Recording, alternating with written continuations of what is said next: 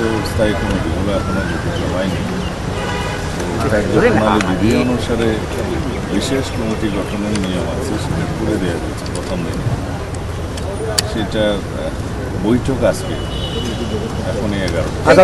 আজাদ ভাই, সেখানে অধ্যাদেশগুলো নিয়ে আলোচনা হবে। আজাদ ভাই, ব্যাকপ্যাকটা ধরেন, ব্যাকপ্যাক। সিদ্ধান্ত আমরা চেষ্টা করব ক্যামেরা রেখে দেন আপনি। নেওয়ার।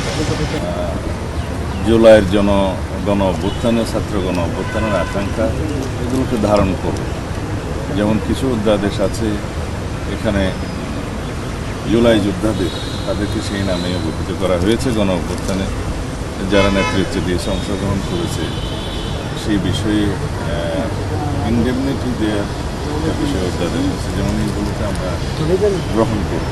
এছাড়া বিভিন্ন বিষয়ে আছে যেগুলো বিগত ফেসিবাদী সরকারের সময়ে বিভিন্ন প্রতিষ্ঠানের নামকরণ করা হয়েছিল, তাদের নাম বিভিন্ন নামে এগুলো বিলুপ্ত করা হয়েছে, এগুলো যদি আমরা গ্রহণ করবো। এছাড়া আরও অন্যান্য বিষয় আছে যেগুলোতে বিস্তারিত আলোচনা করে আমরা কোনটা কীভাবে গ্রহণ করা যায়, কোনটা সংশোধনী সহ গ্রহণ করা যায়, অথবা কোনটা আমরা হয়তো বিলম্বে আরও সংশোধনী সেটা ওভাবে ফয়সলা করতে হবে।